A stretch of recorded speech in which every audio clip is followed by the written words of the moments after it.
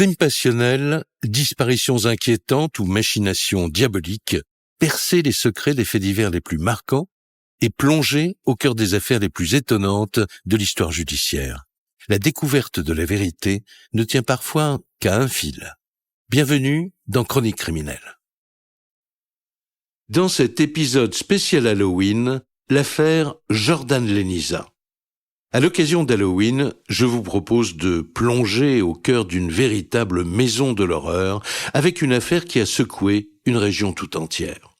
Nous sommes à Beauzelle, un petit village de Savoie, situé à quelques kilomètres de Courchevel. Le 26 juillet 2012, Jordan Leniza, un jeune homme de 24 ans, abat froidement son père et ses deux frères. Puis il tente de tuer sa mère. Pourquoi ce jeune homme a priori sans histoire a-t-il commis l'impensable ? Face à un tel carnage, les questions sont nombreuses et les réponses souvent glaçantes. L'affaire Jordan Leniza, un podcast inédit de Chroniques criminelles. Tout commence à Beauzelle, en Savoie. Ce petit village tranquille est situé à quelques kilomètres seulement des stations les plus connues du massif. En fait, Beauzelle, c'est un endroit, une carte postale, quelque part, c'est un décor merveilleux. On est entouré par les Alpes. Stéphane Boucher, journaliste spécialiste des faits divers. On est à 10 minutes environ de la célèbre station UP de Courchevel, donc c'est un environnement véritablement privilégié. Dans l'ensemble, il n'y a que des gens extrêmement fortunés qui vivent à Beauzelle. Stéphane Minca, journaliste spécialiste des faits divers. C'est véritablement un des endroits les plus luxueux de France. Courchevel et Beauzelle, c'est quand même la seule route chauffée de France pour que les voitures de luxe se retrouvent pas dans la neige. C'est là que la famille Leniza vit depuis toujours, dans un chalet confortable du centre-ville. Une famille a priori sans histoire, très connue dans la région. En fait, cette famille, c'est un petit peu la famille modèle. Il y a ces 4 enfants qui sont peut-être promis à un bel avenir. En fait, ce couple, cette famille, offre, du moins de l'extérieur, le spectacle d'un clan tout à fait soudé et tout à fait harmonieux. Muriel, 45 ans, est mère au foyer. Elle a épousé Florent Leniza en 1987. 2 enfants du pays qui vont donner naissance à un fils, Jordan, puis viendra Charlène, la cadette, et les 2 derniers, Benjamin et Victor. Benjamin, dans la famille, est considéré un peu comme le plus gentil garçon, le plus normé en fait, celui qui travaille le mieux à l'école par exemple. Plutôt brillant, réussit bien. Jacques Dallest, procureur général de la Cour d'appel de Grenoble. C'est un garçon intelligent, sensible. On lui connaît pas de passion particulière à part le jeu vidéo comme beaucoup de gamins de son âge. Et le petit Victor, un petit peu le petit dernier, comme on dit, qui a 8 ans et qui est à l'école primaire à ce moment-là. Victor est notamment très très proche de Benjamin, qui joue très souvent avec lui et à qui il donne beaucoup de temps. Charlène, elle n'a pas encore pris son envol, elle n'a pas encore quitté le domicile familial et donc elle vit encore là. Elle doit passer un CAP, donc c'est un petit peu la grande qui reste encore chez ses parents. Quant au frère aîné, Jordan, il a l'air plutôt gentil. D'un naturel discret, il n'est pas très bavard.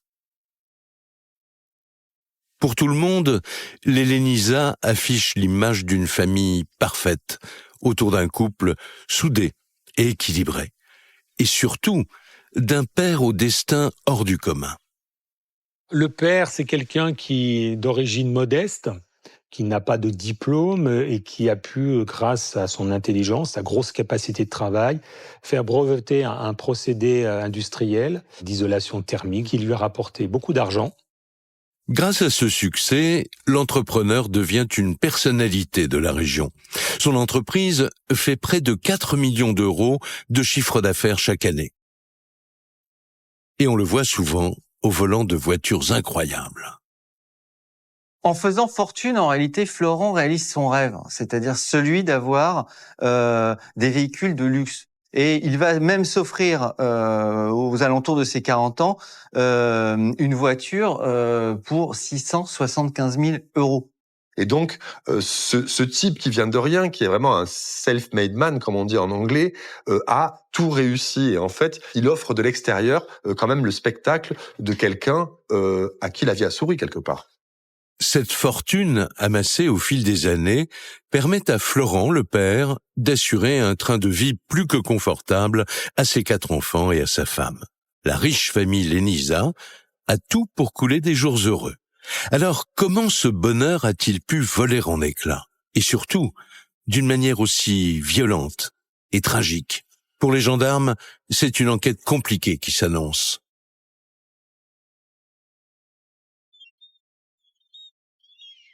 Ce 26 juillet 2012, Muriel vient d'être violemment agressée par son fils Jordan. Les gendarmes de Bozelle, alertés par un voisin, arrivent sur place. Il est 18h30. Dans la rue, devant son domicile, la mère de famille est en état de choc. Muriel est assise sur le trottoir dans tous ses états. Elle porte des traces de sang, elle porte des traces de strangulation autour du cou et elle est difficilement en mesure de raconter ce qui s'est passé. Muriel est traumatisée. Elle tente d'expliquer aux gendarmes que c'est son propre fils qui l'a attaqué, mais elle est bouleversée. Alors, les pompiers la prennent immédiatement en charge. Pour les enquêteurs, première préoccupation, retrouver Jordan. Et là, surprise, il n'est pas bien loin. Il ne s'est même pas enfui. Il est décrit comme étant hagard, perdu, Florence Vincent, avocat de la défense. pas particulièrement agité, qui porte lui aussi des traces de sang sur son t-shirt, sur lui, et qui est là, qui attend. Et là, il va avoir cette phrase quand même assez terrible, très spontanément devant les gendarmes, en disant « J'ai fait une grosse bêtise, j'ai tué mon père et j'ai tué mes 2 frères. » Les gendarmes ont du mal à le croire. Le fils Lénisa a-t-il vraiment tué toute sa famille comme il le prétend? Les forces de l'ordre se précipitent dans le chalet. Arrivés au premier étage, ils comprennent que Jordan a dit vrai. L'horreur commence dans le bureau du père, Florent. Il découvre le père de famille à son bureau. Il est effondré à son bureau, devant son ordinateur, alors qu'il était en train de consulter ses emails. Les enquêteurs constatent immédiatement qu'il porte une trace à l'arrière, à la nuque, une trace d'orifice. Retrouveront d'ailleurs une douille de 6,35 au sol et pas de trace de lutte apparente dans ce bureau. Et donc là, il n'y a pas besoin d'avoir fait l'école de police ou de gendarmerie pour comprendre que cet homme, Florent, Stéphane Boucher, journaliste spécialiste des faits divers. a été abattu froidement dans le dos alors qu'il était en train de consulter visiblement sa boîte email. Les gendarmes continuent leur progression. Et le cauchemar se poursuit.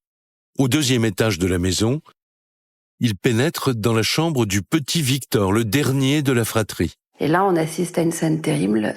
Il le découvre caché sous son lit. Il constate que ce petit garçon a une balle, un impact de balle lui aussi, mais là, directement au milieu du front. Il y avait des collerettes de tir, c'est-à-dire des traces de poudre qui démontrent qu'on a affaire à un bout portant, voire touchant. Jacques Dallest, procureur général de la Cour d'appel de Grenoble. C'est-à-dire quand le canon de l'arme est très proche du visage, ça laisse des traces sur la victime. En inspectant le sol, il relève des traces de sang. Tout laisse à penser que l'enfant a été tué à côté de son lit, puis caché en dessous par Jordan. Et comme dans le bureau de son père, les gendarmes retrouvent dans la chambre du petit garçon, au milieu de la pièce, une douille percutée de calibre 6,35. À quelques mètres de là, la chambre de Benjamin, 17 ans. Et une fois de plus, la scène est insoutenable. Ils vont le découvrir, lui, au sol, portant une trace, là aussi, d'impact dans le dos. Les gendarmes constatent que la télé est allumée sur un jeu vidéo, sur la page d'accueil d'un jeu vidéo, comme s'il avait été abattu au moment où il voulait commencer une partie. Et là, on retrouve un tapis ensanglanté. Et là encore, pour la 3e fois, en quelques minutes, on retrouve une balle du même calibre, du 6,35, au milieu de la pièce. Face à la violence des meurtres, les gendarmes s'interrogent. Que s'est-il passé pour que Jordan commette un tel massacre? Il leur faudrait absolument un témoin. Et miracle, en s'approchant du corps de Benjamin, ils découvrent que le jeune homme respire encore. Il est encore en vie, enfin un souffle de vie. Il sera immédiatement transporté aux urgences de Grenoble dans un état extrêmement critique.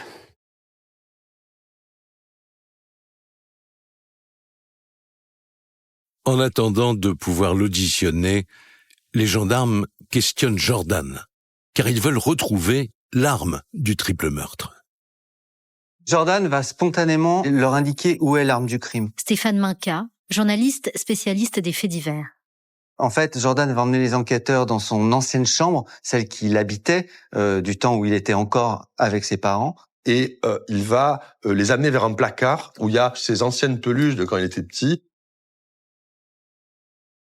Sous une peluche, il y a cette fameuse arme à feu, cette arme à feu de calibre 6,35 qui, manifestement, a servi à commettre une tuerie quelques minutes auparavant. Pour les gendarmes, c'est une affaire hors norme qui s'annonce. Ils sont face à un jeune homme qui a massacré sa famille, qui avoue les meurtres et qui ne s'est même pas débarrassé de l'arme du crime. Que s'est-il passé pour qu'il en arrive à une telle extrémité? Cette terrible affaire est loin d'avoir livré tous ses secrets.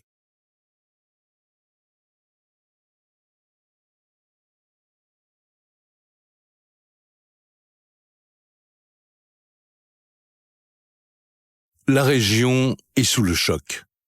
Personne n'aurait pu imaginer qu'un tel drame soit possible dans cette famille d'apparence si tranquille. Les Lénisas sont un peu connus dans le coin. Ce sont des gens que l'on apprécie. Et d'un coup, qu'une telle tuerie arrive dans une famille aussi modèle, évidemment, ça ébranle toute la vallée, quoi. De leur côté, les gendarmes cherchent à en savoir plus sur le déroulement des faits. Mais Muriel, la mère, est complètement traumatisée. Tout son monde s'est effondré. Elle a perdu son mari et son petit dernier, Victor. Elle est incapable d'expliquer ce qu'il s'est passé. On imagine à ce stade, pour cette mère, pour Muriel Lénisa, pour Charlène aussi, qui n'était pas dans ce chalet ce jour-là. Florence Vincent, avocat de la défense. Mais on imagine à la fois la détresse qui est la leur et aussi l'incompréhension qui est la leur. Pourquoi est-ce que Jordan a commis un tel geste ? Alors les gendarmes misent tout sur le témoignage de Benjamin, retrouvé entre la vie et la mort dans le chalet. Mais lorsqu'ils arrivent à l'hôpital, c'est trop tard. Le jeune homme a succombé à ses blessures.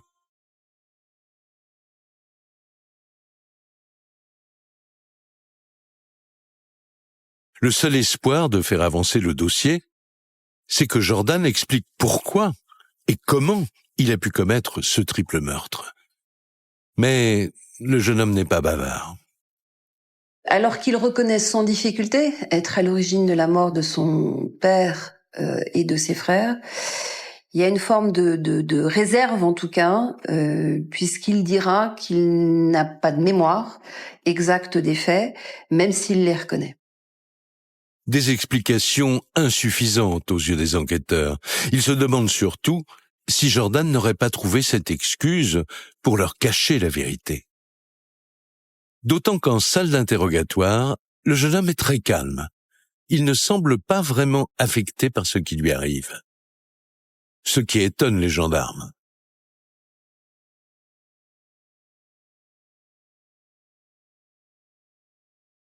Alors, ils cherchent à en savoir plus sur la personnalité du fils Lénisa.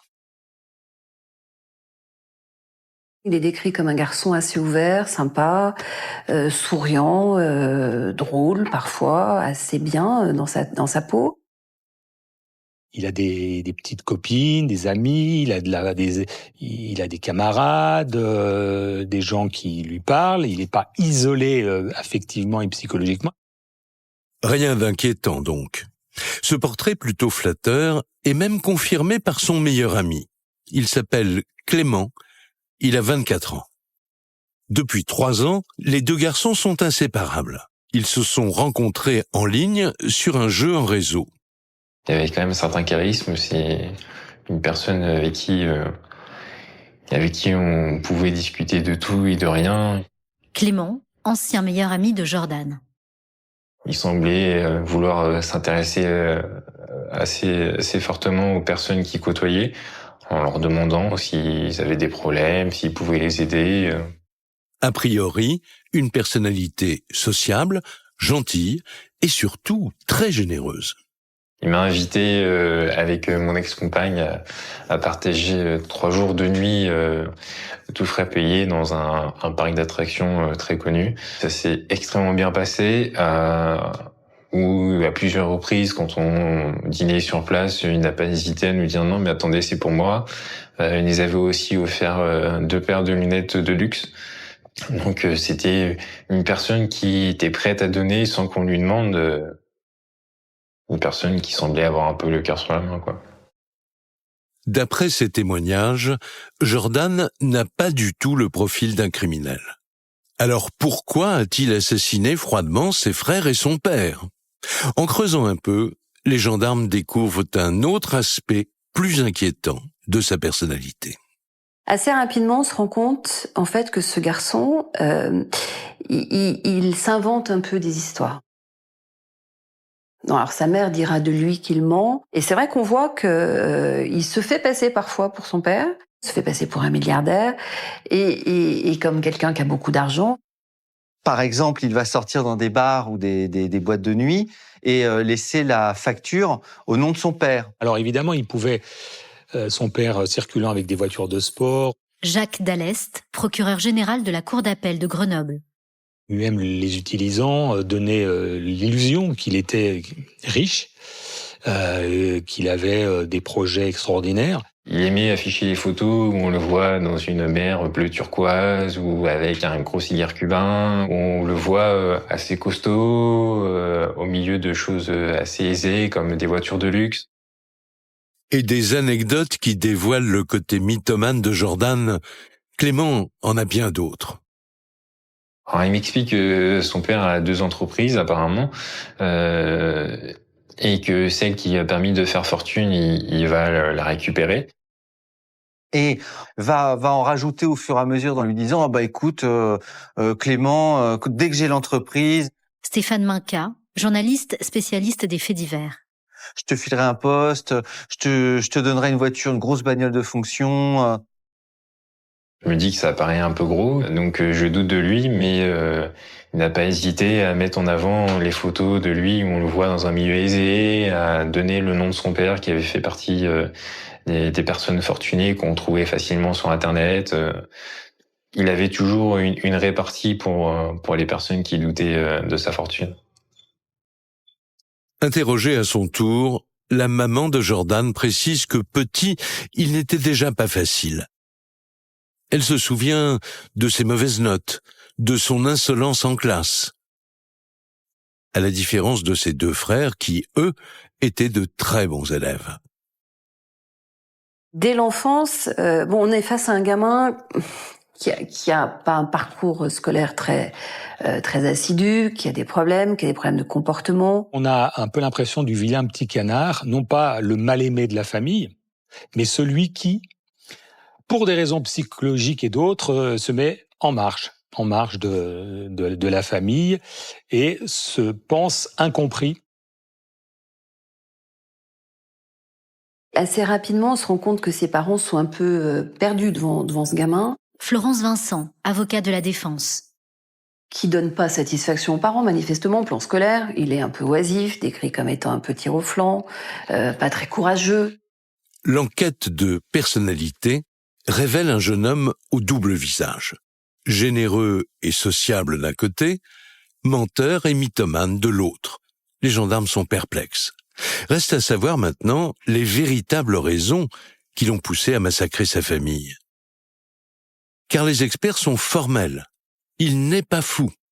Alors comment et surtout pourquoi s'est-il transformé en criminel implacable? Les enquêteurs émettent une première hypothèse. Jordan dépensait beaucoup d'argent. Mais cet argent, il ne le gagnait pas. C'était son père qui lui donnait. Le jeune homme en aurait-il voulu plus? En clair, quelles étaient leurs relations au moment du drame?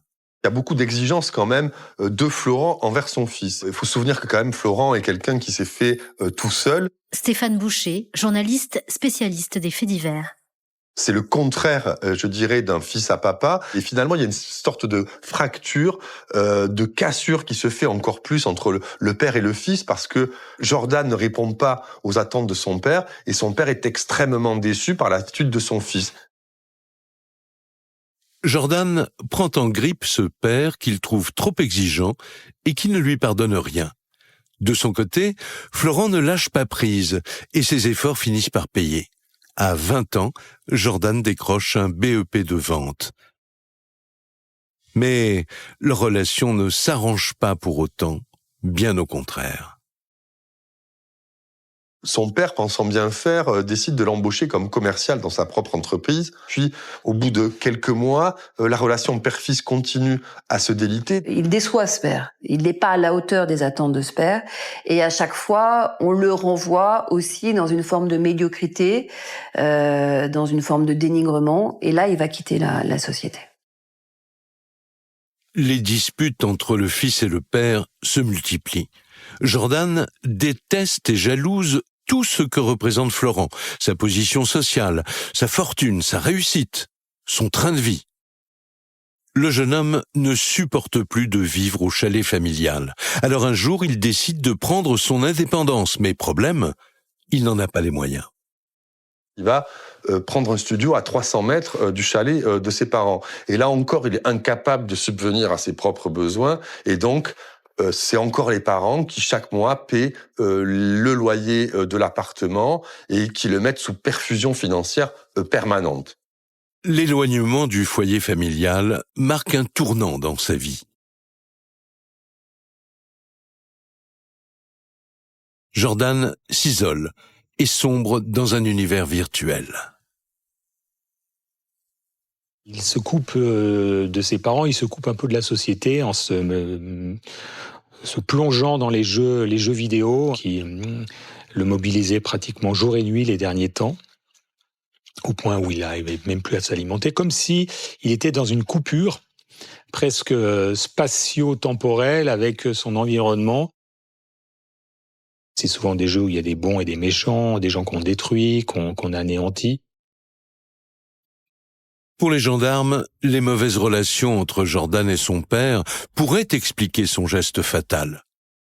Mais si c'est le cas, pourquoi a-t-il tué aussi ses deux frères? Là encore, tout aurait basculé au moment où Jordan a quitté la maison familiale. Ce qui a été compliqué aussi pour Jordan, c'est effectivement de voir qu'il perdait un peu sa place. Alors, il perd sa place physiquement, parce qu'il est plus dans la famille. Donc, il est certes à quelques centaines de mètres, mais il est plus dans la maison. Il perd sa place d'aîné, puisque Benjamin devient le plus grand de la famille, en tout cas au sein du foyer. C'est pas l'humiliation, mais la dévalorisation par rapport à ses deux frères. Objet de l'amour des parents, donc on tue l'objet de leur amour pour leur nuire un peu plus, quoi. Il se ressent en tout cas comme moins aimé que ses frères, comme bénéficiant de moins d'attention de la famille, même s'il y en avait, lui ne le ressentait pas. Jordan en voulait à ses deux frères d'être devenus le centre de toutes les attentions. Mais un enfant qui déteste son père et ses frères ne devient pas pour autant un meurtrier. Alors qu'est-ce qui a bien pu pousser Jordan à passer à l'acte? Y a-t-il eu un élément déclencheur que les gendarmes ignorent?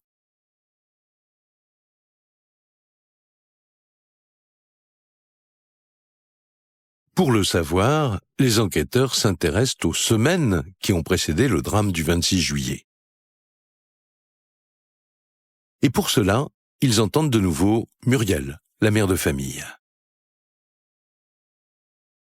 Au départ, Muriel, la mère, ne comprend absolument pas ce déchaînement de violence. Stéphane Minca, journaliste spécialiste des faits divers. Parce que il n'y a jamais eu d'épisode auparavant. Il y a eu des engueulades, il y a eu plein de choses, mais rien n'est annonciateur de la tuerie.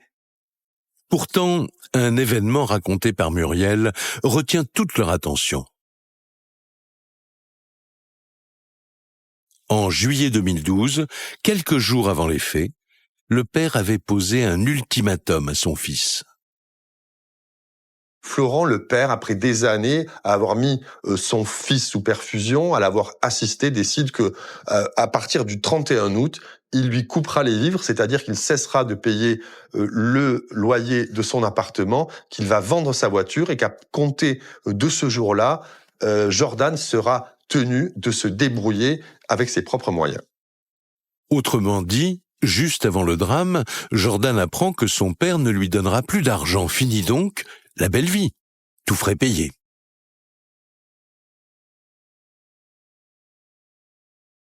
Alors les gendarmes s'interrogent. L'ultimatum posé par son père a-t-il tout déclenché? Si oui, Jordan pourrait-il avoir prémédité son geste? Mais ce n'est qu'une hypothèse. Encore faut-il la prouver.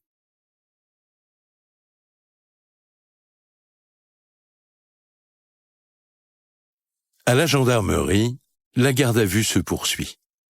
En salle d'interrogatoire, Jordan continue d'affirmer qu'il ne se souvient de rien. Alors les enquêteurs lui mettent la pression. Acculé, le jeune homme craque et change soudain de version. Oui, il a bien tué son père et ses frères. Mais il n'aurait pas agi seul. Il avait un complice, et pas n'importe lequel, Clément, son meilleur ami. La veille des faits, il aura invité pour quelques jours Clément avec sa petite amie. Florence Vincent, avocat de la défense. Scène au cours de laquelle, cette soirée, il aura sorti cette arme devant eux. Il va expliquer qu'il l'a volée quelques jours plus tôt au père de sa petite amie. En fait, Jordan fait un peu le malin, mais il dit aussi « je ne sais pas m'en servir ». C'est Clément qui lui aurait montré la manipulation de l'arme et que c'est Clément qui lui aurait dit tu pourrais être riche, sous-entendant en supprimant ta famille. Selon Jordan, c'est donc son ami qui lui aurait soufflé l'idée des meurtres, et pas qu'une seule fois. Ce que décrira Jordan, c'est que c'est aussi le jour des faits, alors qu'il s'apprêtait à aller au domicile de ses parents, que c'est là encore Clément qui lui l'inciterait, en quelque sorte, en disant si tu veux avoir une belle vie, tu sais ce qu'il te reste à faire, ou voilà ce que tu peux faire. Connaissant le caractère mythomane de Jordan, les enquêteurs ont des doutes sur cette version des faits. Mais ils veulent en avoir le cœur net. Alors, ils convoquent immédiatement Clément. Et ce dernier n'en revient pas des accusations de Jordan. Tout ça, c'est faux. Il peut pas avoir dit ça parce qu'il sait très bien que j'ai rien à voir dans cette histoire. Clément, ancien meilleur ami de Jordan. On se dit que on s'est fait trahir par son meilleur ami. C'est quand même quelque chose qui est blessant. D'autant plus pour une affaire aussi grave. Donc à ce moment-là, on le vit mal, mais on réalise toujours pas vraiment ce qui se passe. Pour les gendarmes, Clément semble sincère, mais ils veulent savoir en détail ce qui s'est vraiment passé cette soirée-là, veille du drame.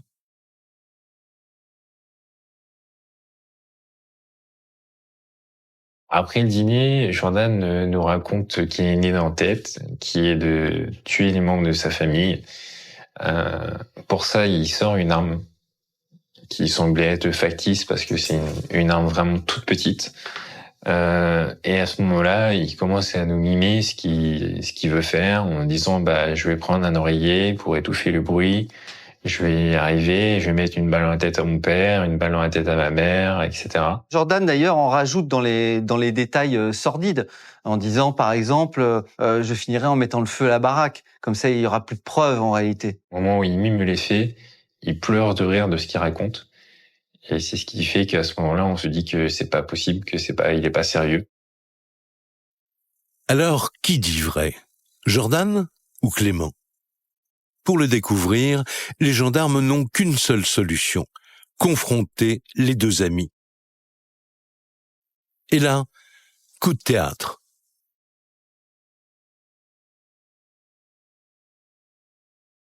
Le procureur nous fait asseoir sur la même ligne, séparés par des gendarmes. Et du coup, à chaque question que pose le procureur sur mon application, à ce moment-là, Jordan dit non, effectivement, Clément, avant dans cette histoire, je l'ai impliqué pour pouvoir me sauver. Face à son ami, Jordan revient sur ses dernières déclarations. Oui, il est le seul responsable de cette tuerie familiale. Et la confrontation permet aux gendarmes de faire aussi avancer leur enquête. Clément affirme que Jordan lui a parlé de son projet avant le drame. Il a donc prémédité son geste. Reste maintenant à le prouver. Alors, ils saisissent son matériel informatique pour l'examiner. Et là, bingo.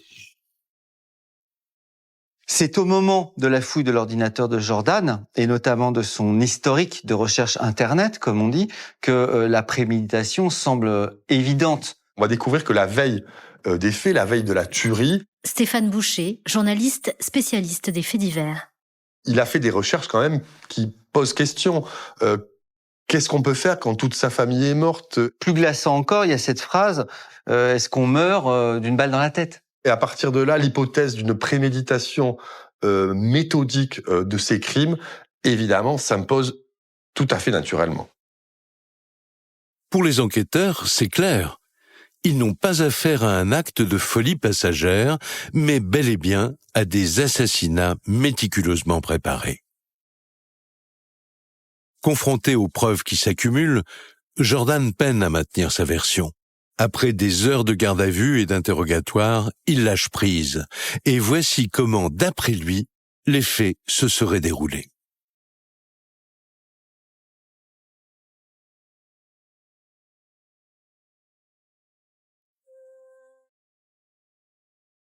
Il est 14 heures lorsqu'il pénètre dans le chalet. À l'intérieur, ses deux frères, Benjamin et Victor, sont seuls. Jordan explique qu'il s'en prend en premier lieu à Benjamin, son frère de 17 ans. Ils sont en train de jouer à un jeu vidéo. Alors que Benjamin lui tourne le dos, il sort son arme de son short.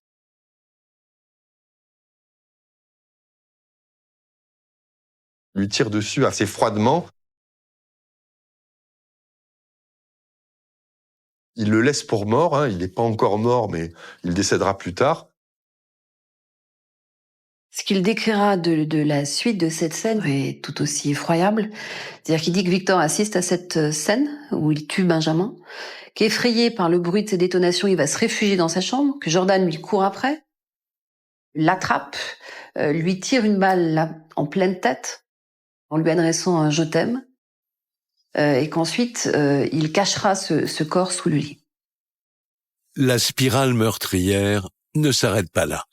Elle se poursuit avec l'arrivée de Florent, le père. Florent donc revient vers 18h15 d'une journée entière de balade en vélo. Et quand il rentre chez lui, il ne se doute évidemment absolument pas que ses deux derniers enfants, l'un est mort et l'autre en train de lutter pour sa survie. Il va à son bureau pour vérifier ses mails et c'est là que son fils arrive derrière lui à 50 cm de distance environ, lui tire une balle dans la nuque très froidement.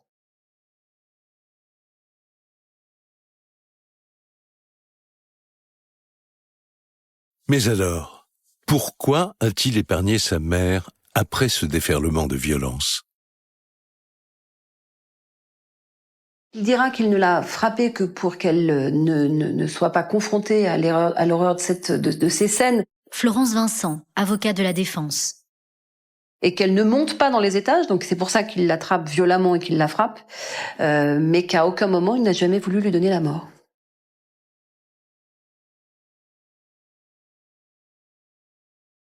Le dossier est presque bouclé, mais il reste une question clé, le mobile.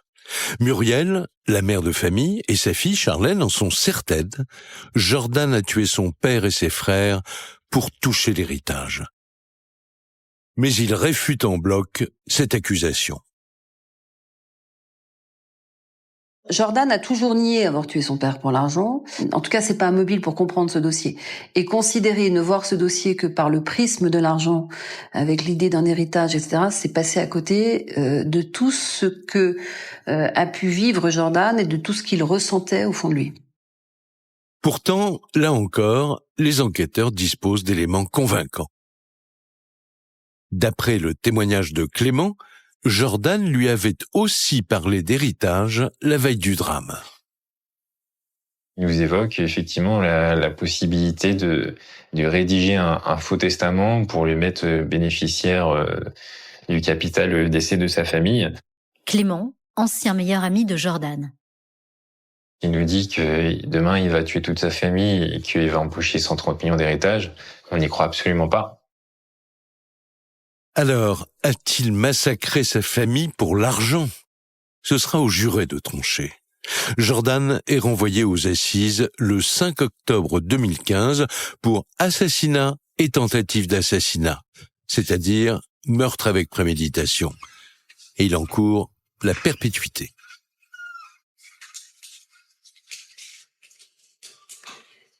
Ça a été un procès terrible parce qu'on a parlé de meurtre de jeunes, d'enfants, d'une mère qui a... Madame Lénisa, qui perd son mari, qui perd 2 de ses enfants et qui voit dans le box des accusés le meurtrier, qui est lui-même son propre fils. Jacques Dallest, procureur général de la Cour d'appel de Grenoble. C'est un quadruple drame qu'elle a vécu. Cette pauvre femme, un monde s'est écroulé et il est rare de voir dans un procès d'assises autant de souffrance, un drame aussi atroce où les protagonistes sont des membres de votre famille. Le 10 octobre 2015, après 5 jours de débat, le verdict tombe. Jordan Lénisa est condamné à 20 ans de réclusion criminelle, assorti d'une période de sûreté de 13 ans. Il n'a pas fait appel, mais il laisse une famille et des amis dévastés. Je me sens coupable encore aujourd'hui parce que je me dis que si j'avais cru à ce qu'il m'avait dit, j'aurais peut-être pu sauver la vie de cette famille. Malheureusement, je ne peux pas revenir en arrière, ce qui est fait est fait. Aujourd'hui, le petit village de Bozelle a retrouvé son calme. Mais les habitants de la région ne sont pas prêts d'oublier cette terrible tragédie.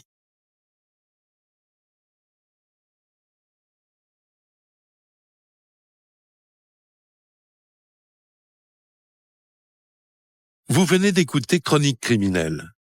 Si l'épisode vous a plu, n'hésitez pas à mettre des étoiles, à commenter ou à vous abonner sur votre plateforme d'écoute préférée. Et retrouvez dès la semaine prochaine un nouvel épisode de Chronique criminelle.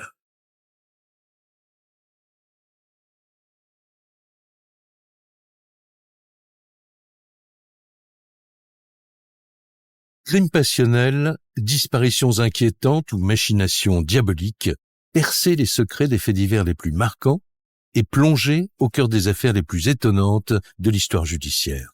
La découverte de la vérité ne tient parfois qu'à un fil. Bienvenue dans Chronique criminelle. Dans cet épisode, l'affaire Paquita Parra. Paquita Parra, c'est le nom d'une jeune femme disparue il y a plus de 20 ans maintenant. Son corps est retrouvé dans sa voiture calcinée un soir de décembre 1998 dans un bois près d'Angoulême. Par qui a-t-elle été tuée et pourquoi ? L'énigme judiciaire hante la famille et les enquêteurs pendant près de 2 décennies. Beaucoup pensaient d'ailleurs que l'on ne découvrirait jamais la vérité. Jusqu'à ce qu'en 2017, une lycéenne trouve par hasard des éléments qui pourraient tout changer. Cet incroyable rebondissement permettra-t-il enfin de découvrir qui a tué Paquita? La réponse dans ce nouveau podcast de Chronique criminelle. Printemps 2017 dans la région d'Angoulême, en Charente. Une classe de lycéens participe à une sortie scolaire au milieu des bois. Une jeune élève de 16 ans découvre au pied d'un arbre une boîte légèrement enfouie sous la végétation. À l'intérieur, plusieurs cartes de fidélité et un porte-chéquier portant le nom d'une certaine Paquita Parra. Cette lycéenne ne le sait pas encore, mais sa découverte fortuite est sur le point de relancer l'une des affaires criminelles les plus mystérieuses de ces dernières décennies.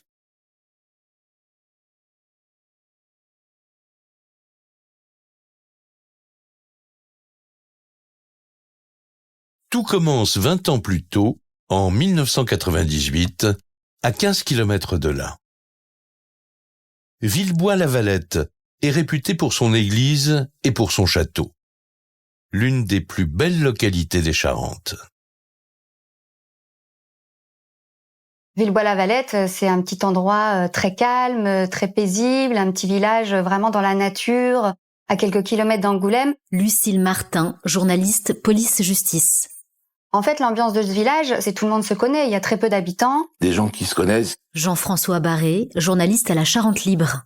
qui se côtoient au quotidien dans un environnement vraiment, je dirais, protégé, tout à fait paisible et tranquille. C'est ici, au cœur de la campagne charentaise, que les Parra sont installés depuis les années 60. Cette famille nombreuse fait partie du paysage.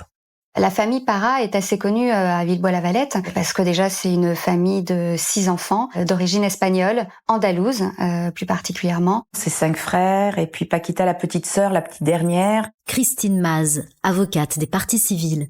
Qui est celle qui est chouchoutée. Elle a une relation très proche avec sa mère. Elle a une habitude d'ailleurs, c'est que en sortant du travail, tous les jours, elle passe voir sa maman. Tous les jours sans exception.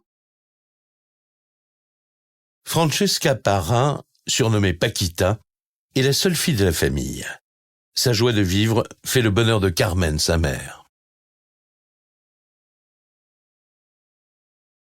Pour moi, elle était belle. Carmen Parra, mère de Paquita.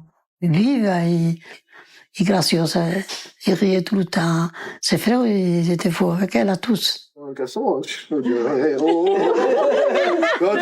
C'était la seule fille, donc c'était notre petit cadeau, notre petit bijou. Jean-Marie Parra, frère de Paquita. Donc on en prenait soin, on l'a chouchouté, on l'a taquiné aussi pas mal. C'était plus fort que nous, c'était naturel, quoi. Une fille au milieu de 5 frères, avec des caractères tous différents, bien entendu. David Parra, frère de Paquita. Elle était très respectée, nous la respections beaucoup, oui. Et de cette sœur, les frères de Paquita en sont aussi très fiers. Une jeune femme que tout le monde connaît ici, à Villebois-la-Valette. On se retourne facilement sur elle dans la rue. Et puis aussi, c'est une jolie jeune femme très coquette qui prend soin d'elle. Elle était toujours super bien apprêtée. Émilie Parra, nièce de Paquita. Elle avait toujours ses bijoux, un accessoire de ses cheveux. Paquita, pour moi, a toujours été un modèle. Quand elle venait à la maison, c'était un petit rayon de soleil. Comment tu peux changer ça, là? C'est quoi, c'est plus haut?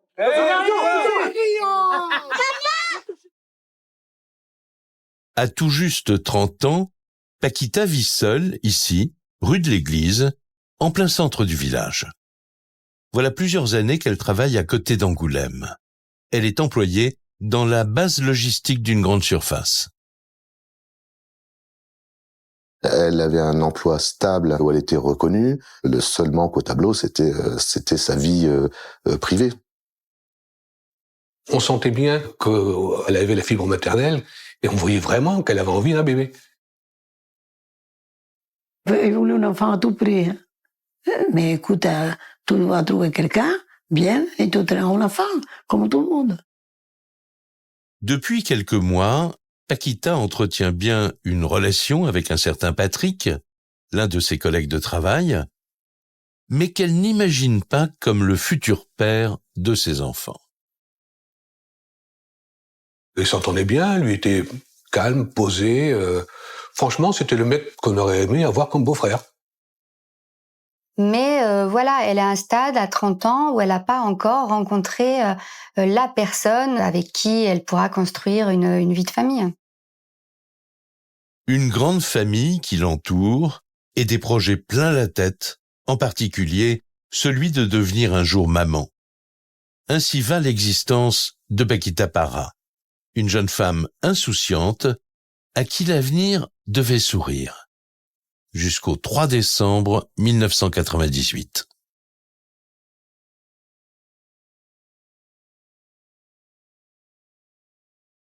La vallée des Eaux Claires, à 10 km au sud d'Angoulême, un lieu très fréquenté par les promeneurs et les amateurs d'escalade.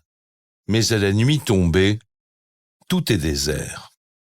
Ce soir du 3 décembre 1998, il fait vraiment très froid à cette période de l'année. Il fait nuit très tôt. Il fait très sombre. C'est un moment qui n'appelle pas à la promenade du soir. C'est un endroit bucolique pour le week-end quand il fait beau, quand on y va en famille, quand on y va escalader. La nuit, c'est lugubre. Il est un peu moins de 4 heures du matin. La vallée des Eaux Claires est totalement plongée dans l'obscurité.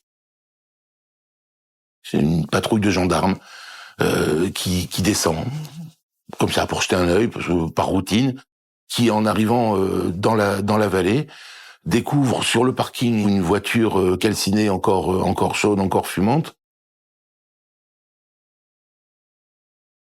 En s'approchant de cette carcasse, les gendarmes vont découvrir des braises au niveau des pneus, la fumée qui sort encore. Voilà, ils comprennent très vite que l'incendie est en train de se terminer, vient de se terminer.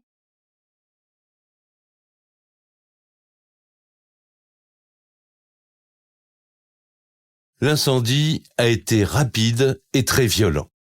Les gendarmes s'interrogent. S'agirait-il d'un accident de la route ? Peu probable. Il n'y a ni trace de freinage, ni trace de choc sur la voiture. Et en s'approchant à l'intérieur du véhicule, en regardant à l'intérieur, ils découvrent ce qui semble être un corps. Un corps totalement carbonisé au volant du véhicule. Il est à l'état de squelette carbonisé, donc c'est une vision apocalyptique, vraiment.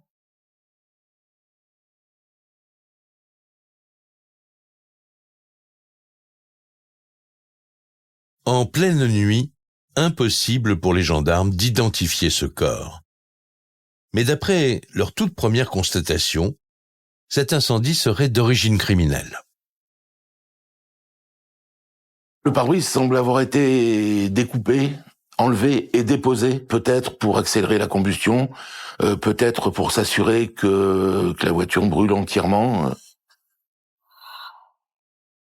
Tout a fondu, les vitres sur les côtés ont fondu. Il y a une chose qui reste, c'est la plaque d'immatriculation qui est encore visible. Donc évidemment qu'on va avancer très simplement pour identifier le propriétaire de ce véhicule, et puis on va l'identifier, mais vraiment immédiatement. En inspectant l'habitacle, les gendarmes ne trouvent qu'un seul indice, une paire de lunettes carbonisées. Quant au fichier des cartes grises, il est formel, ce véhicule appartient à Parra Francesca, une jeune femme connue ici sous le nom de Paquita. Au petit matin, les gendarmes vont venir toquer à la porte Lucille Martin, journaliste police-justice. De Carmen Parra, de la maman de Francesca Parra. Il était 6 heures quand ils sont arrivés à la maison. Il y avait David. Si vous tu peux appeler ta maman, il dit non, ma mère, il ne voulait pas l'appeler. J'ai réveillé ma mère et là, on a découvert l'étendue du drame. Il dit, Paquita, il portait des lunettes.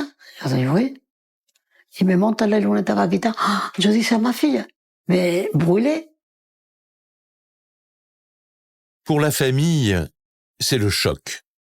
Ce sont bien les lunettes de Paquita. Ses frères sont aussitôt conduits sur les lieux de l'incendie. À leur arrivée, le corps carbonisé vient d'être évacué. Ils envisagent évidemment le pire. La voiture était fumante, il y avait encore cette odeur qui restait dans l'air. Jean-Marie Parra, frère de Paquita. Et je me suis approché de la voiture et j'ai vu que le siège conducteur était reculé à fond. Paquita, elle est plutôt petite, 1m57. Christine Maz, avocate des parties civiles. Elle ne peut pas conduire dans la position de ce siège conducteur qui est très reculé dans l'habitacle du véhicule. Et si quelqu'un avait volé sa voiture pendant la nuit? Soudain, l'espoir renaît chez les frères de Paquita. Et si, en réalité, ce corps horriblement calciné n'était pas le sien? Pour s'en assurer, ils foncent à son domicile. Et là, on rentre, il n'y a pas de désordre, tout est rangé correctement, tout est à sa place, quoi. Nous sommes montés à l'étage, le lit n'était pas défait. David Parra, frère de Paquita. On voyait bien qu'elle n'était pas rentrée la nuit. On a espéré, mais bon, on a vite déchanté, quoi. Ça peut être que notre sœur, malheureusement. Parce que son véhicule trouvé carbonisé, on venait de découvrir son habitation totalement vide. On était sûr que c'était Paquita, en fait.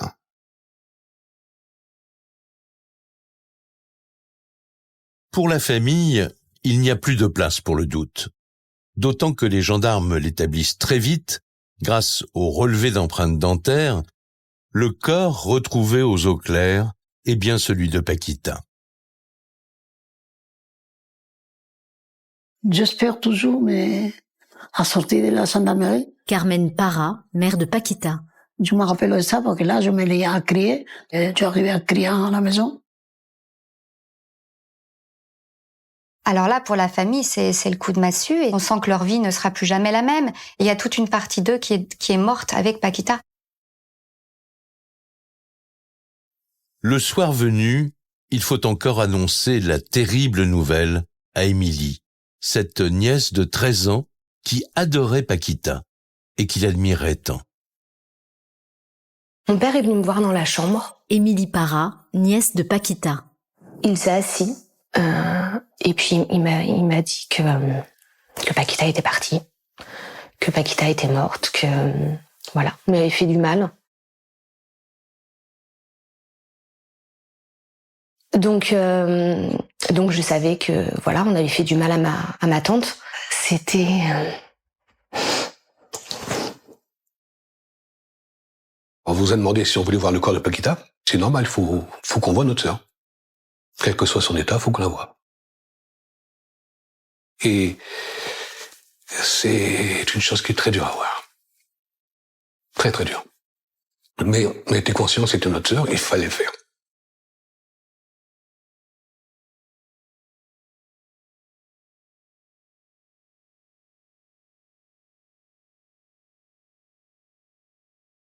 Alors que ce drame laisse une famille dévastée, les investigations sont confiées à la brigade de recherche de la gendarmerie d'Angoulême.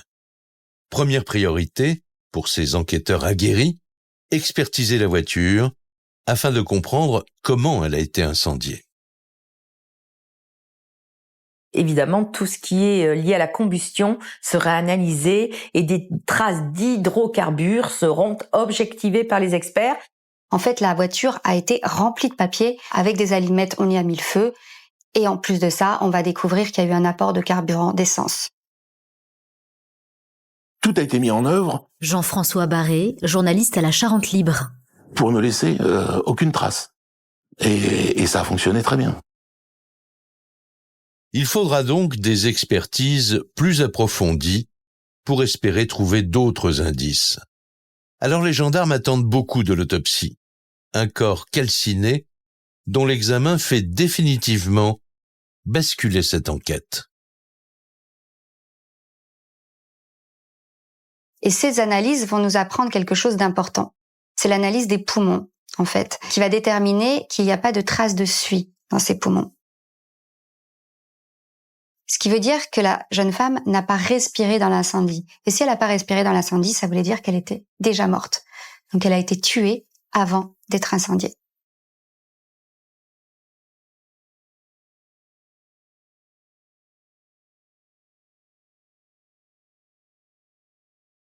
Un homicide suivi d'un violent incendie. Dans l'esprit des enquêteurs, la piste criminelle fait désormais figure de certitude, même s'il est impossible d'établir dans quelles circonstances la victime a été tuée. Ce qui est assez insupportable, notamment pour la famille dans cette affaire, c'est qu'on ne sait pas comment est décédée Paquita Parra. On ne sait pas si elle a été étranglée, si elle a reçu des coups de couteau, si elle a été battue à mort. C'est dur, hein. Vous savez, s'il a souffert, s'il nous a appelés, s'il a eu peur, on sait rien. On se dit que c'est impossible. C'est impossible. Un meurtre dans la famille. Mais non. Une personne aussi gentille, pourquoi lui faire du mal? C'est impossible.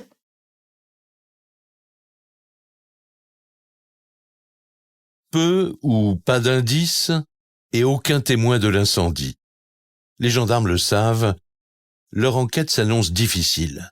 Impossible aussi de savoir si le crime a bien eu lieu sur ce parking. Ce qui se dessine dans un premier temps, c'est d'abord la découverte de ce véhicule dans un endroit assez caché. On peut difficilement l'imaginer descendre seul, en voiture, en pleine nuit, dans la vallée des Eaux Claires. On connaissait notre sœur quand même. On savait ses craintes, on savait sa façon de vivre. On savait très bien qu'elle était trouillarde. Et elle n'aimait pas conduire la nuit. Donc en plus, dans cet endroit, non, c'était impossible. Pour les frères de la victime, Paquita n'avait aucune raison de se trouver là. Surtout au beau milieu de la nuit. À moins d'y avoir été amenée par quelqu'un, de gré ou de force. Elle a peut-être eu un rendez-vous préalable, mais pas là-bas. David Parra, frère de Paquita. Mais elle a été, pour moi, tuée ailleurs qu'à cet endroit. Elle a sans doute été transportée. On l'a ramenée sur ce site pour être sûr d'être tranquille. Jean-Marie Parra, frère de Paquita. Étant donné que la nuit, en plein hiver, il n'y a pas de passage.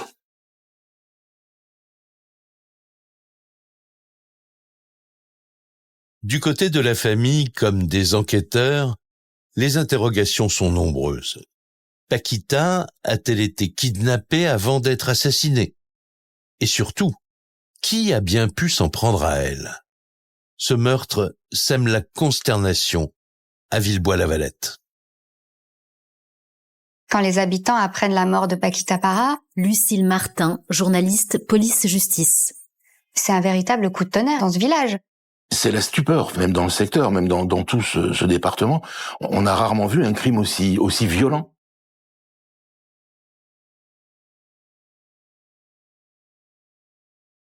Et puis, les gens vont se pointer du doigt, vont avoir peur aussi, en se disant, mais il y a un meurtrier qui rôde parmi nous. Un climat de psychose s'installe dans la région. Alors, crime de rôdeur, agression sexuelle qui aurait mal tourné, meurtre crapuleux, tous les scénarios sont envisagés. Alors les gendarmes, finalement, dès le départ, n'ont pas beaucoup d'hypothèses de travail, n'ont pas trop de pistes à creuser. Il n'y a pas de témoins, il n'y a pas d'éléments, il n'y a pas d'ADN, il n'y a pas les techniques de police scientifique qu'on maîtrise aujourd'hui. Oui, le contexte de l'époque, 1998. Christine Maz, avocate des parties civiles. On n'est pas sur des investigations techniques qui sont aussi poussées que celles que nous avons aujourd'hui. Faute d'éléments scientifiques, les gendarmes n'ont plus qu'une solution. Retracer l'emploi du temps de Paquita, heure par heure, le jour de sa mort. Aurait-elle fait une mauvaise rencontre ? On va le reconstituer très rapidement, l'emploi du temps de la victime. Ça n'a pas fait l'objet d'ailleurs de très grosses difficultés d'enquête. C'est une journée qui se déroule vraiment comme toutes les autres. Paquita Parra se lève, va travailler.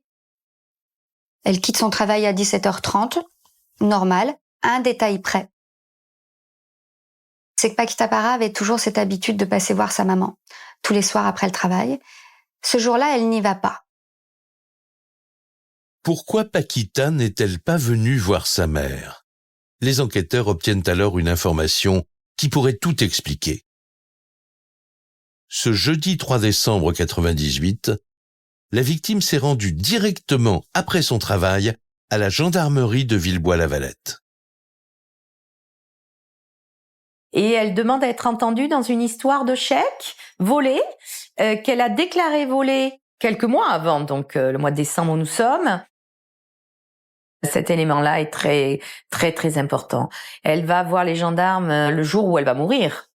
Il est 19h, on est en fin de journée. Jean-François Barré, journaliste à la Charente Libre.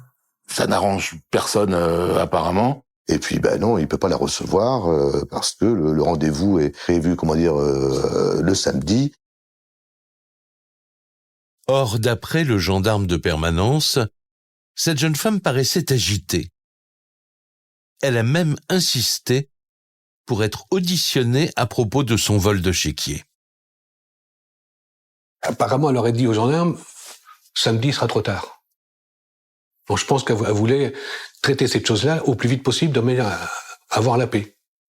Et puis, ce qui est assez étonnant, c'est que quand elle voit ce gendarme, elle va lui demander si c'est possible qu'on la mette sur écoute téléphonique, comment ça se passe, est-ce que ça peut se faire? Pourquoi Paquita voulait-elle qu'on enregistre ces conversations ?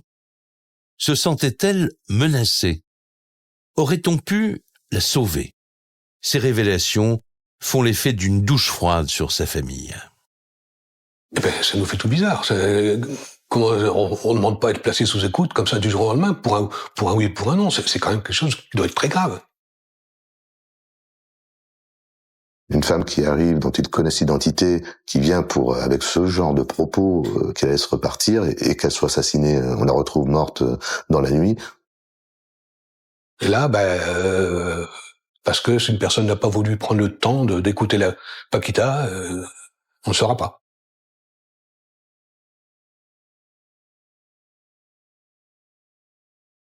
Une question sans réponse, mais qui obsède à la fois ses proches et les gendarmes. Car la trace de Paquita se perd moins d'une demi-heure plus tard. Elle est retournée chez elle et les derniers témoins l'ont vue devant chez elle monter dans sa voiture aux alentours de 19h30 à peu près. On a une certitude, c'est qu'elle a quitté son domicile à 19h30. Elle a été vue par un voisin en train de quitter son domicile. On sent qu'elle se rend vraiment quelque part. Et puis après, elle se volatilise.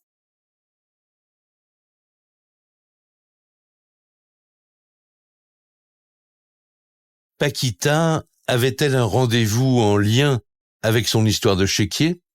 Difficile de savoir ce qu'elle a fait après 19h30, jusqu'à la découverte de son corps bien plus tard dans la nuit. Entre les deux, c'est le trou noir. C'est le vide absolu. Personne ne l'a vu. Personne ne l'a vu. Il y a un trou dans son emploi du temps, inexplicable. On la retrouve carbonisée dans sa voiture à 3h du matin. Entre deux, on ne sait pas ce qu'elle a fait, on ne sait pas où elle allait et on ne sait pas avec qui elle était. Il va y avoir un appel à témoins dans la presse lancé par les gendarmes pour essayer de retrouver quelqu'un qui aurait pu la voir, quoi. Et le jour même, cet appel à témoins porte ses fruits.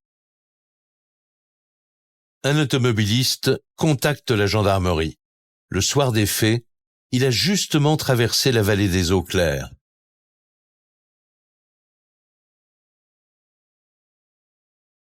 Une personne va passer en voiture et va repérer un véhicule qui se tient sur le bord de la route.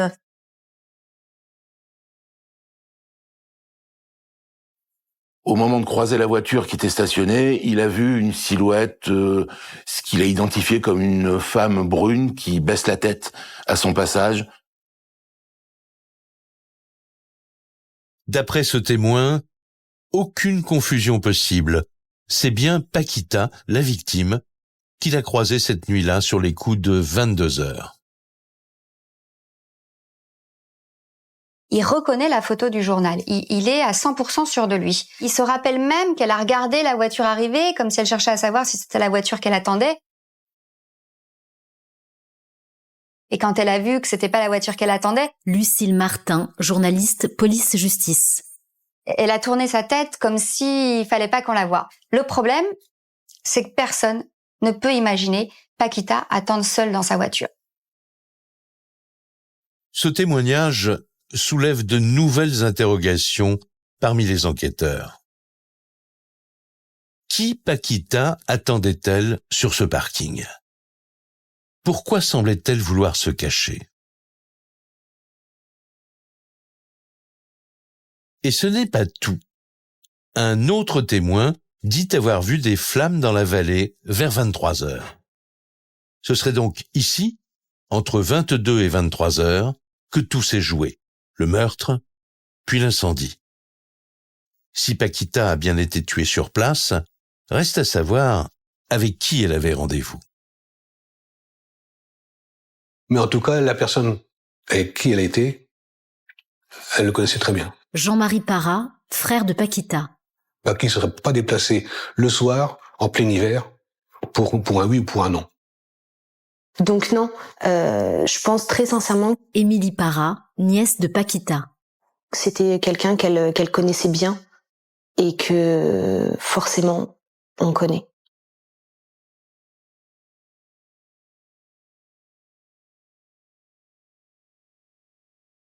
La piste du crime de rôdeur vient de s'écrouler. Si Paquita se trouvait là en pleine nuit, c'était sûrement pour y retrouver une personne de confiance. Et si c'était dans sa vie sentimentale qu'il fallait chercher. Alors les gendarmes apprennent que Paquita Parra est en couple depuis 8 mois, avec un jeune homme, un de ses collègues de travail d'ailleurs, un certain Patrick.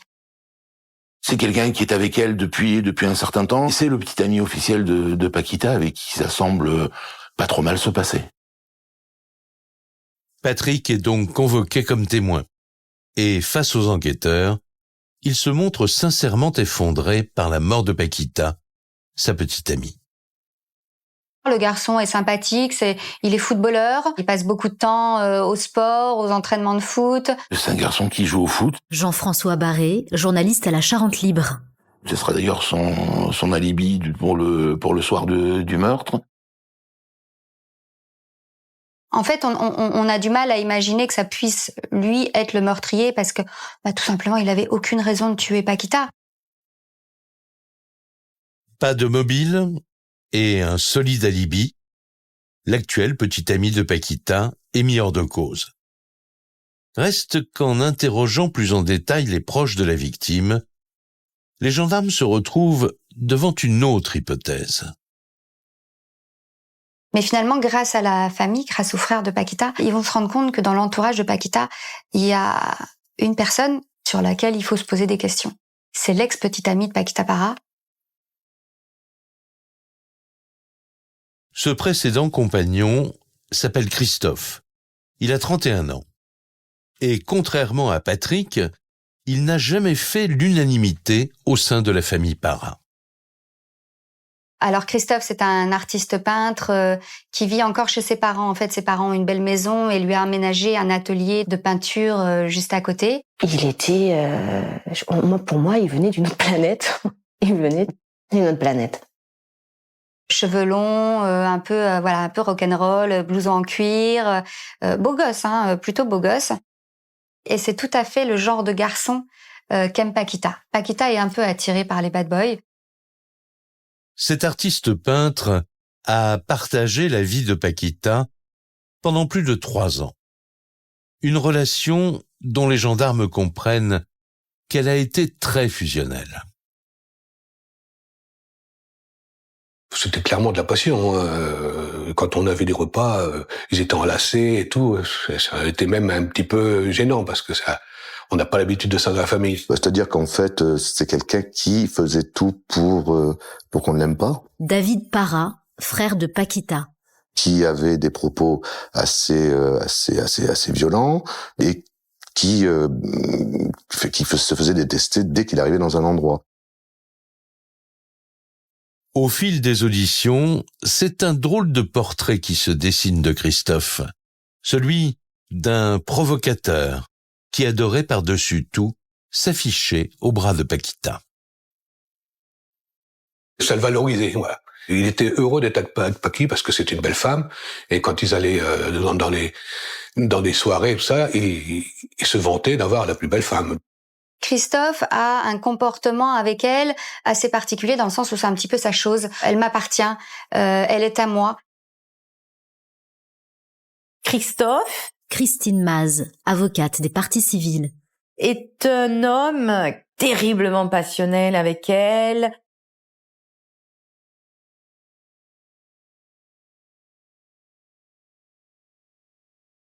Pourtant, derrière cette relation, se cacherait une réalité beaucoup moins romantique. Car selon ses proches, Paquita n'était pas si heureuse qu'on pouvait le croire. On était jaloux. Parce que je savais qu'elle la maltraitait. Carmen Parra, mère de Paquita. Il me le disait pas, mais on le voyait. Elle avait cassé un dent et tout. Elle avait une dent cassée, elle avait des lèvres gonflées, je vous dis, puis elle était dans l'état comateux. Non, c'est vraiment... c'est arrivé plusieurs fois. On va s'occuper de son cas. Je lui dis, c'est qu'un mec, t'as 5 frères, quand même, on va en arriver à bout, c'est rigolo. Et elle disait, non, je veux pas, parce que vous avez des familles, je veux pas que vous ayez de problèmes. Les enquêteurs commencent à y voir plus clair sur cette liaison très orageuse à laquelle Paquita avait mis un terme définitif 1 an avant le crime. Paquita, oui, sous emprise totale, voulant le quitter, mais je t'aime moi non plus. C'était un amour vache, parce qu'ils se sont laissés, se sont remis ensemble. À chaque fois, Paquita prenait des coups. Il n'y a pas eu de plainte déposée, certes, mais il y a eu plusieurs épisodes de violence. Il est capable de violence. Alors, est-ce qu'il était capable de la tuer? C'est désormais la principale interrogation des gendarmes. Christophe aurait-il mal supporté cette séparation? Serait-il capable d'avoir attiré Paquita dans un guet-apens?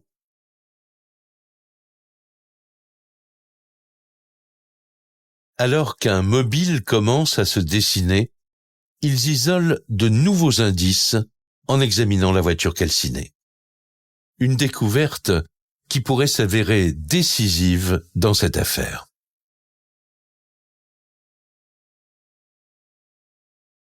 Un tube de gouache. Christophe est artiste peintre. Lucille Martin, journaliste police-justice. Il peint avec des gouaches. Et puis, il y a une lame de cutter. Et Christophe peint avec des lames de cutter. La lame de cutter, le tube de gouache, c'est des éléments avec lesquels Christophe travaille de manière habituelle. Ce qu'il met en tête de la liste des suspects. Il avait tout pour déplaire. Il avait tout pour plaire aux enquêteurs.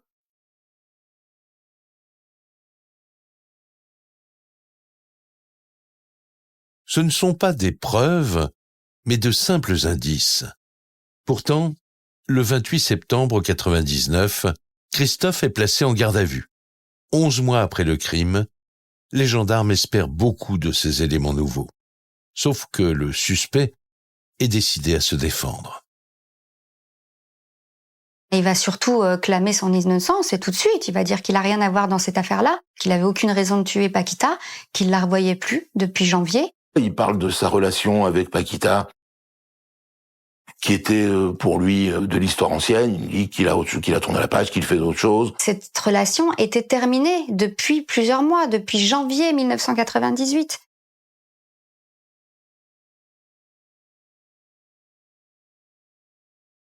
Si Christophe reconnaît avoir exercé des violences sur Paquita, il est catégorique. Il ne l'a plus revue depuis plusieurs mois. Mais en perquisitionnant son atelier d'artiste, les gendarmes tombent sur un nouvel indice compromettant. C'est qu'ils ont découvert un ticket de caisse d'un supermarché qui date de la veille des faits, le 2 décembre, où il a acheté des gants en latex et 3 bidons de combustible. Ça interpelle quand on sait que la voiture de Paquita Parra a été remplie d'essence, de combustible. Tout convergeait vers Christophe. Jean-Marie Parra, frère de Paquita. Parce que il achète du carburant, il achète des gants. Il a tout pour être le principal suspect. Et pour nous, il l'était. Même conviction chez les enquêteurs. Que signifient ces indices dans la voiture calcinée? Et surtout, cet achat de combustible juste avant le meurtre. Il va s'expliquer sur ce ticket de caisse qu'on a retrouvé chez lui. Il va dire que des gants, il les a utilisés parce qu'il refait des travaux de peinture dans une entreprise. Puis il va expliquer que les 3 bidons de combustible, en fait, c'est de la térébenthine qu'il utilise pour ses travaux de peinture. Il apporte des explications. D'ailleurs, Christophe assure qu'il ne pouvait être entre 22 et 23 heures sur les lieux du crime. Parce que, dit-il, il se trouvait à 25 kilomètres de là, à Angoulême. L'alibi de Christophe, c'est que ce soir-là, il est en train de dîner avec un de ses amis qu'il n'a pas vu depuis longtemps. Ce témoin va dire aux gendarmes, mais écoutez, moi j'ai été assez surpris parce que Christophe, c'est quelqu'un que je ne voyais plus depuis des mois et j'ai pas compris pourquoi ce soir-là, il m'a appelé pour m'inviter au restaurant. Le propriétaire et les clients du restaurant sont interrogés. Les 2 hommes étaient bien présents. Mais d'après ces témoins, Christophe aurait eu le temps de se rendre aux eaux claires. On se souvient qu'il y avait effectivement un type aux cheveux longs et un autre gars qui était installé pour manger. Jean-François Barré, journaliste à la Charente Libre. Et lorsqu'on a quitté le restaurant vers 21h30, il n'y a plus personne à cette table. On a pu en déduire très logiquement qu'à 21h30, il avait quitté le restaurant. Voilà. On a un peu cette sensation, enfin, les gendarmes vont avoir cette sensation que est-ce que Christophe s'est pas monté un alibi? Les enquêteurs en sont persuadés, leur suspect aurait agi par désespoir amoureux. Pour eux, le scénario serait le suivant. Paquita aurait succombé à ses violences lors d'une dispute nocturne dans la vallée. Le 30 septembre 1999, Christophe est donc mis en examen et placé en détention pour homicide volontaire. Pour la famille Parra, c'est certain. La justice est en marche. On a été soulagés, totalement, et on s'est dit, bon, c'est bon, maintenant, on va savoir le pourquoi du comment. L'affaire va être classée assez rapidement. Je pensais très sincèrement que Christophe était la personne qui avait fait du mal à Paqui. Émilie Parra, nièce de Paquita. J'en étais persuadée. Toute la famille en était persuadée. Quand ils apprennent cette mise en examen, pour eux, ça y est, quoi. L'affaire va être jugée et terminée, et on aura la vérité. Ils attendent que les aveux. Mais contrairement à ce qu'imagine la famille, rien ne va se dérouler comme prévu.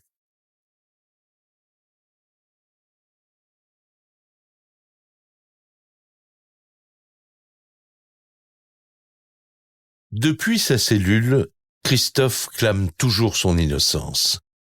En désespoir de cause, la mère du suspect décide de contre-attaquer.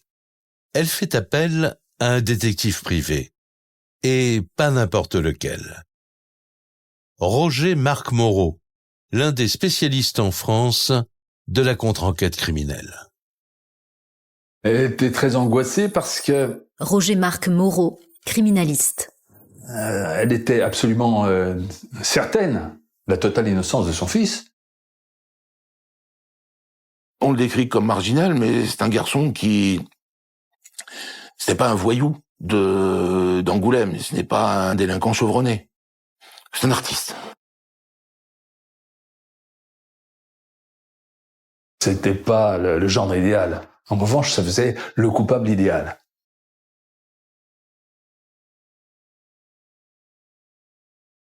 Pour l'enquêteur privé, Christophe n'a pas le profil d'un assassin, bien au contraire, et il reprend un par un tous les éléments du dossier. Cette contre-enquête a consisté à retrouver les témoins, à refaire les emplois du temps, à remonter le fil de l'enquête. Et effectivement, tous les témoins confirment la présence de Christophe et de son ami dans ce restaurant. Reste à savoir à quelle heure précise Christophe et son ami ont quitté les lieux. La voiture de Paquita étant incendiée vers 22 heures, à 25 km de là, c'est un point capital.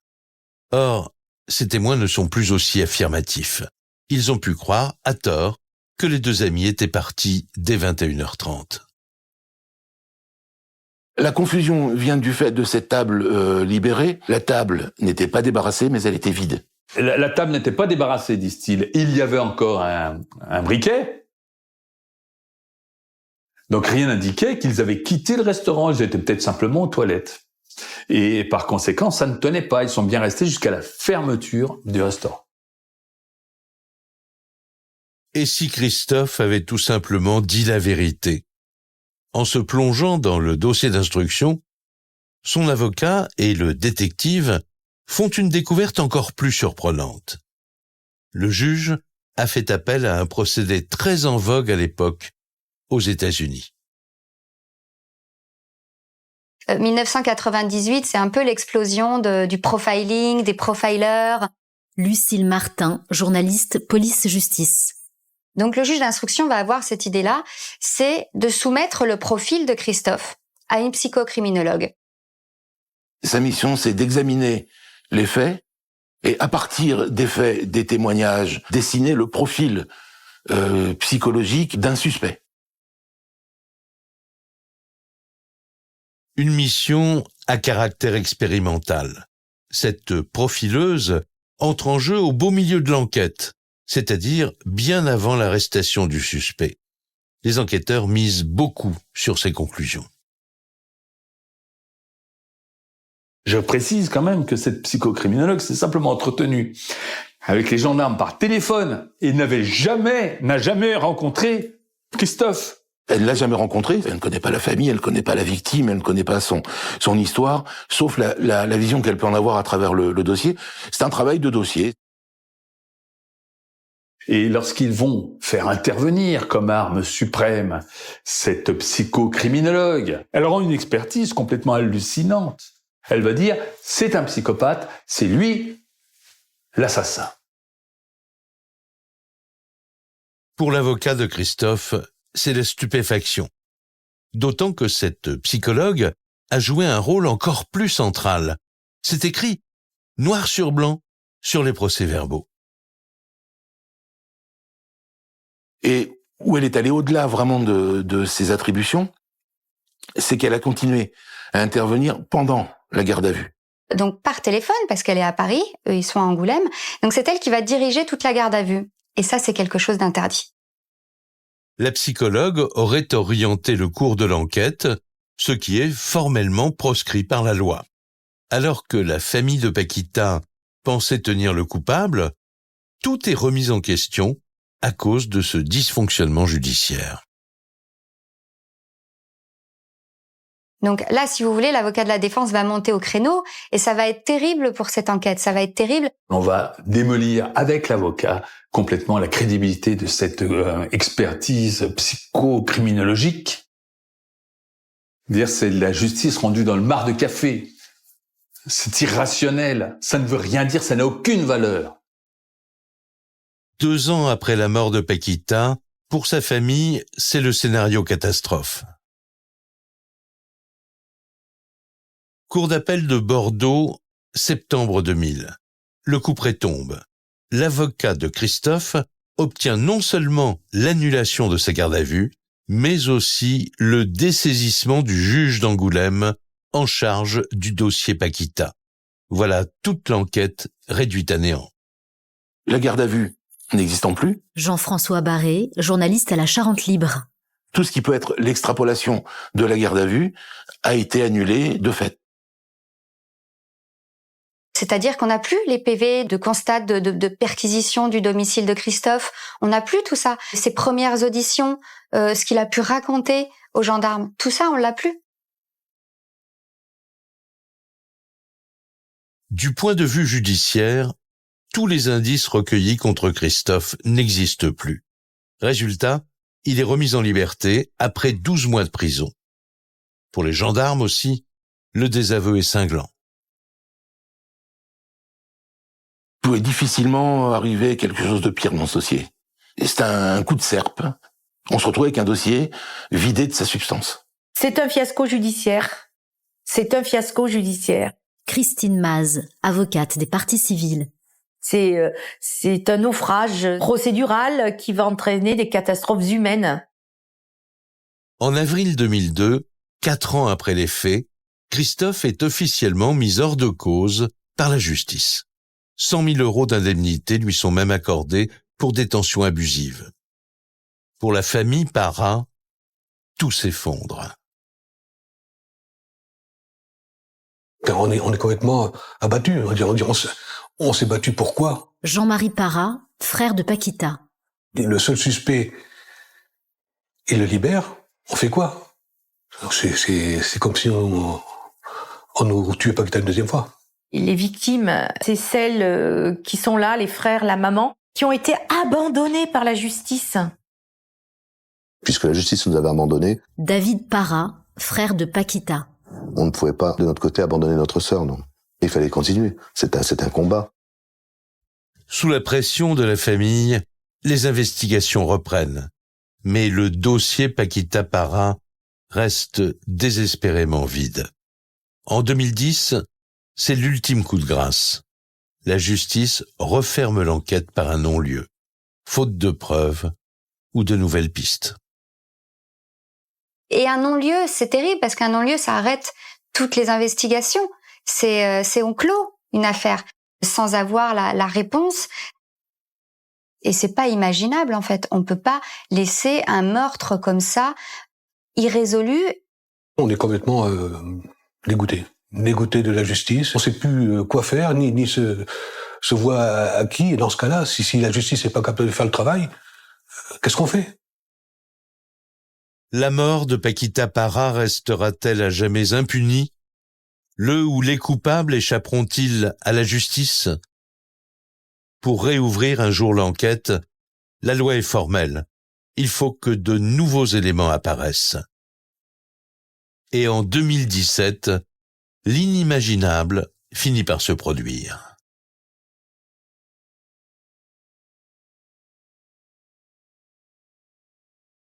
En avril, 20 ans après la mort de Paquita, alors que ses proches ont perdu l'espoir de connaître un jour la vérité, des lycéens participent à une sortie dans un bois près d'Angoulême.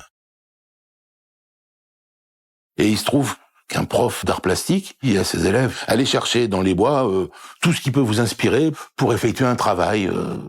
Faire une recherche dans ce bois d'éléments insolites, dit le prof. Donc les élèves s'en vont dans le bois et une jeune fille, trouve une boîte de plastique rose. Une petite boîte rose qui va appeler son attention sous un arbre, pattes fortement dissimulées. Pour cette lycéenne de 16 ans, une découverte tout à fait anodine. Elle ouvre cette boîte qui contient divers objets. Qu'est-ce qu'elle découvre? Lucille Martin, journaliste police-justice. Elle découvre toute une série de cartes de fidélité. Elle découvre un porte-chéquier On trouve un porte-chéquier vide, on trouve des cartes de magasin, on trouve un badge professionnel. Sur le moment, rien ne se passe. Elle n'accorde d'importance ni à cette boîte, ni à son contenu.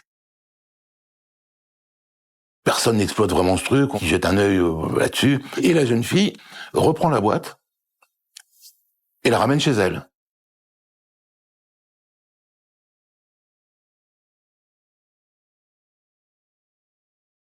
Ce qui est incroyable, c'est que cette lycéenne, elle va la laisser sous son lit pendant plus d'1 an. Et c'est sa maman qui va découvrir ces objets alors qu'elle va ranger la chambre de sa fille. C'est donc, par hasard, 1 an plus tard, que cette mère de famille découvre la fameuse boîte. Immédiatement, elle s'interroge. On va dire, mais qu'est-ce que c'est que ces objets? C'est quand même assez insolite d'avoir des formules de chèques, des cartes Cofinoga. Et donc, bien évidemment, le premier réflexe, tiens, on va essayer de passer sur Internet, voir si on peut retrouver cette dame et lui rendre ses affaires qu'on a retrouvées dans les bois.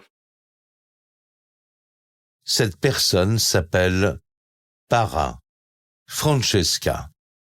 Quand la mère entre ce nom dans un moteur de recherche, c'est la surprise.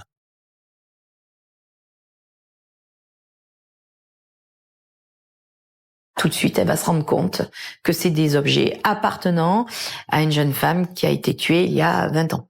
Francesca Para, un cold case, l'affaire qui passionne la Charente depuis 20 ans. Aussitôt prévenue, la gendarmerie prend cette découverte très au sérieux. Même si, vu leur état de conservation, ces indices n'ont pas pu passer tout ce temps dans la nature. Ces objets ne sont pas là depuis 20 ans. Hein. Ils ont été déposés là, récemment. Et ils ont été déposés là par qui? Cette découverte-là a fait rebondir cette enquête de manière vraiment spectaculaire, hors norme. Sincèrement, je n'ai jamais vu ça dans une affaire criminelle. On a l'impression d'être dans un film. C'est totalement extraordinaire. Jean-François Barré, journaliste à la Charente Libre. Si on avait voulu en faire un scénario, on aurait dit non, pas jusque-là quand même. Et en fait, c'est la réalité de ce dossier. C'est le coup de théâtre. Ces cartes, et surtout ce porte-chéquier, auraient-ils un rapport avec le crime? Car souvenez-vous, le jour de sa mort, Paquita avait alerté les gendarmes au sujet du vol de son carnet de chèques.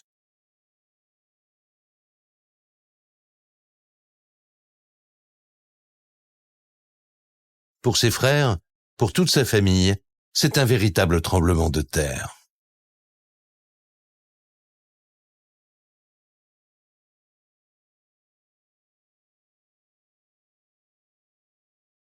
J'y croyais pas. Émilie Para, nièce de Paquita. Je me suis dit, mais c'est une blague. Retrouver des affaires de Paquita intactes dans un bois.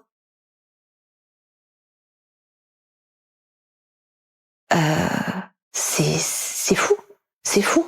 De retrouver ça, c'est miraculeux, tout à fait. C'est la chose qui nous manquait pour réouvrir le dossier. Jean-Marie Para, frère de Paquita. Et c'est ce qui nous permet de reprendre confiance et d'avoir espoir à nouveau. Après tant de chagrin, après tant de déceptions, personne n'aurait imaginé un tel rebondissement. Pas même Carmen, la mère de la victime. Quand m'a dit ça, dit, mon Paquita, c'est ma fille. Et là, je me dis, voilà, je croyais que ça y est, on aurait trouvé déjà. J'avais envie de crier et de dire. Carmen Para, mère de Paquita. Oh là, j'étais vraiment. Je sais pas, ça m'a fait. Je croyais déjà qu'on l'avait trouvé un criminel tout de suite.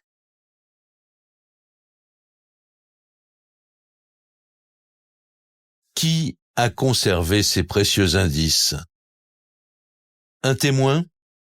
Un complice? Le meurtrier lui-même? Autant de questions auxquelles les gendarmes de la section de recherche de Poitiers doivent désormais répondre. Dans une affaire marquée par de graves dysfonctionnements, ils savent qu'ils n'ont plus le droit à l'erreur. Tout repose maintenant sur ces nouveaux éléments.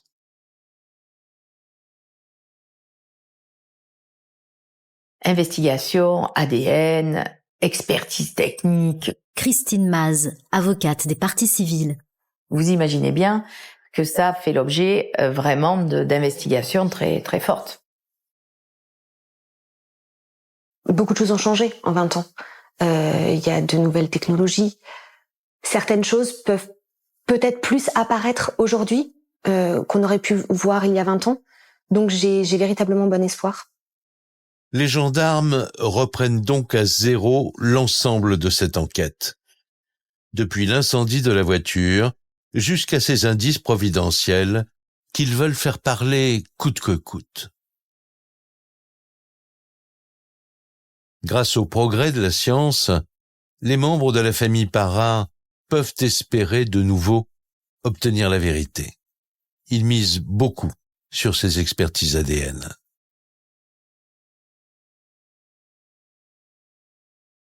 C'est la lumière parce qu'enfin, on retrouve des documents David Parra, frère de Paquita. appartenant à Paquita, non carbonisés, exploitables. C'est peut-être notre dernière chance. C'est notre dernière chance. Je suppose que après, il n'y aura plus d'autres solutions. On ne peut pas oublier. On ne peut pas oublier. C'est impossible. Paqui est en nous. Elle est avec nous tout le temps.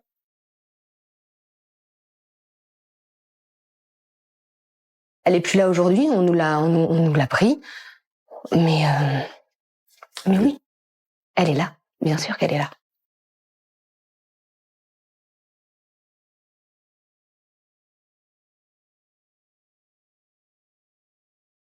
Tant qu'un point final ne sera pas mis à cette histoire, ce petit coin des Charentes restera hanté par le souvenir de Paquita Parra.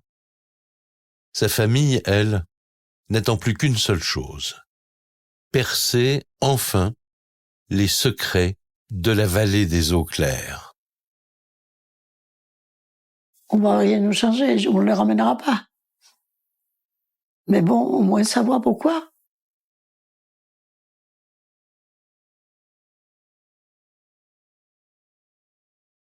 Savoir. Ça sera une grosse libération. Grosse libération et se dire que, enfin, Paquita, on saura le pourquoi.